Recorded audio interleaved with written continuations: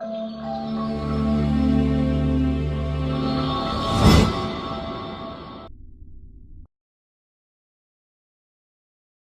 à tous et bienvenue sur cette nouvelle vidéo. Aujourd'hui, je vais vous parler des droits de société commerciale, plus particulièrement de l'égalité des associés en droit de l'OHADA. Mais avant cela, je vous demande de liker cette vidéo pour encourager la production des autres vidéos. Je publie au moins 2 vidéos par semaine, le mercredi et le samedi. Pour ne plus manquer nos prochaines publications, je vous demande de vous abonner et d'activer la cloche de notification. D'un point de vue général, l'égalité est le caractère de ce qui est égal, équivalent.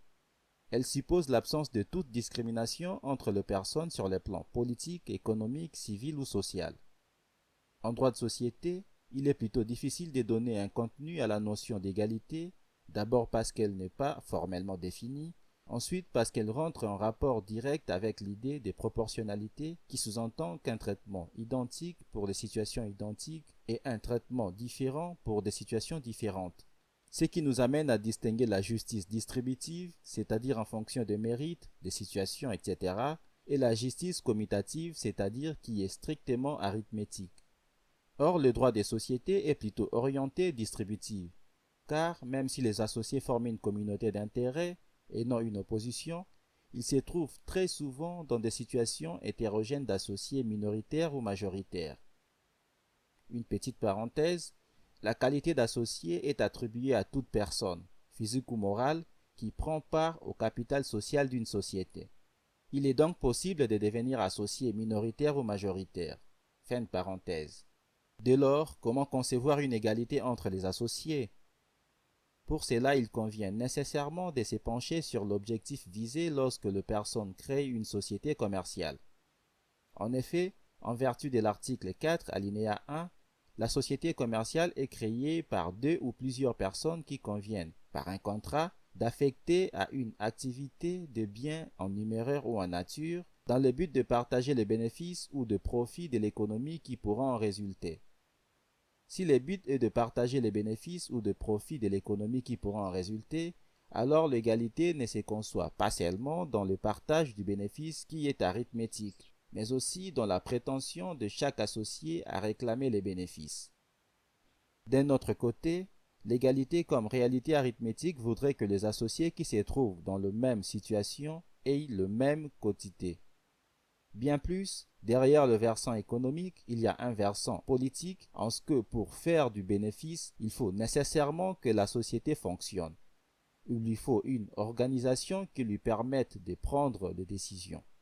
L'égalité se conçoit aussi en le droit de chaque associé de prendre part à la prise des décisions, même si, sous l'angle du poids de chaque associé, ceux qui auront le plus d'actions ou parts sociales seront à ballottage favorable.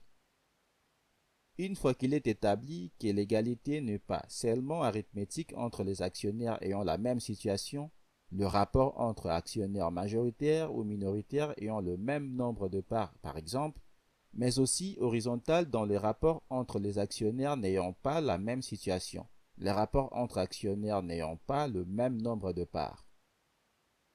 Il serait logique de se demander comment se manifeste l'égalité entre les associés. Cette question amène à envisager la consécration de la dite égalité entre les associés et quels sont ses tempéraments.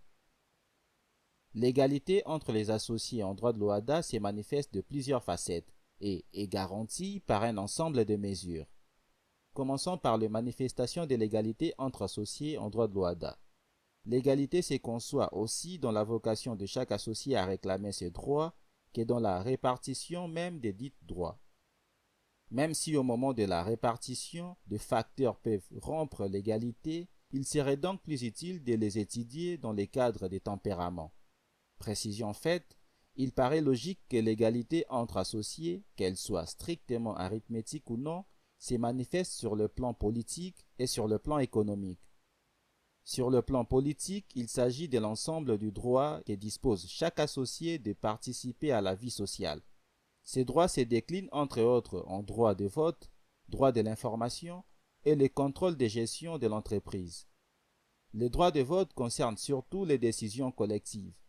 Comme l'article 125 dispose que, sauf disposition contraire de l'acte uniforme, chaque associé a le droit de participer au vote des décisions collectives.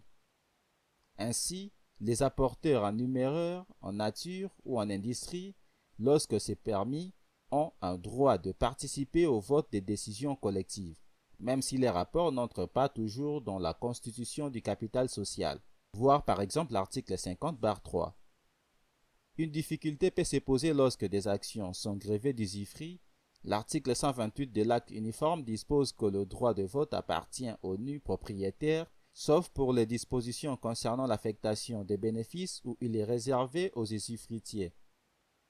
Les associés ont également droit d'être informés. Ils ont un droit d'information permanent sur les affaires sociales. Préalablement à la tenue des assemblées générales, ils ont en outre un droit de communication. L'article 344 et suivant dispose « Les associés non gérants ont le droit de contrôler l'activité de la société ». Ce droit se manifeste par la possibilité de consulter tous les documents et pièces comptables ainsi que les procès-verbaux des assemblées générales, tels que dites dans l'article 289. Sur le plan économique, tout associé a droit aux bénéfices, selon l'article 346, mais aussi doit contribuer aux pertes. En principe, les clauses privant un associé de son droit aux bénéfices ou alors faisant peser les pertes d'un seul associé sont nulles. À la fin de la société, les associés ont droit à la reprise des apports et aux boni des liquidations. Les garanties à l'égalité entre les associés. Comme garantie, le législateur pose certaines restrictions, réprime certains actes portant atteinte à l'égalité.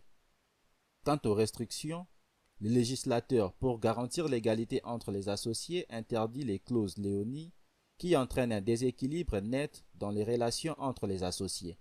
Bien plus, les abus des majorités et des minorités sont proscrits. L'article 130 de l'acte uniforme dispose « Les décisions collectives constructives d'un abus de majorité sont nulles ». L'article 131 précise également que les associés minoritaires ou égalitaires peuvent engager leurs responsabilités en cas d'abus de minorité ou d'égalité. Bien plus, l'acte uniforme protège le droit de vote au terme de l'article 129-1 et nulle toute délibération ou décision prise en violation des dispositions régissant le droit de vote ou attachées aux actions ou aux parts sociales. Quant aux répressions, le législateur OHADA réprime les actes portant atteinte à l'égalité. Il s'agit par exemple des infractions relatives aux assemblées, le défaut d'information d'un associé, l'empêchement du droit de vote d'un associé, la surévaluation des apports en nature.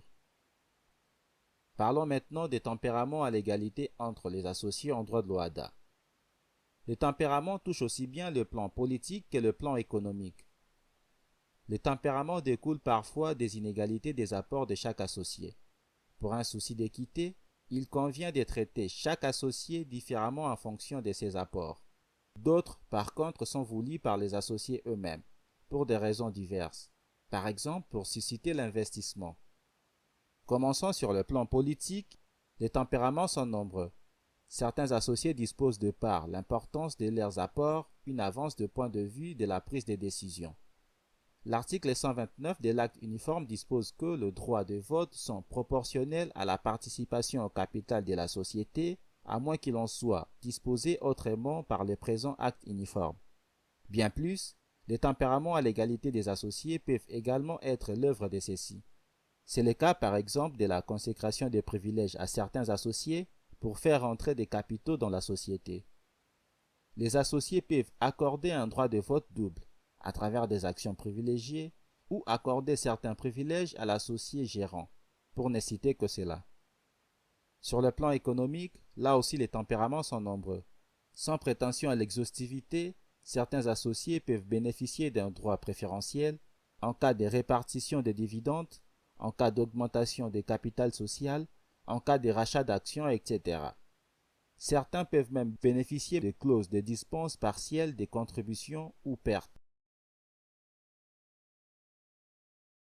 Merci d'avoir regardé cette vidéo jusqu'à la fin. Si vous avez le temps, je vous prie de suivre notre dernière vidéo en cliquant ici ou de suivre une vidéo aléatoire en cliquant ici. Veuillez vous abonner en cliquant ici et n'oubliez surtout pas d'activer la cloche de notification pour ne plus manquer nos prochaines publications.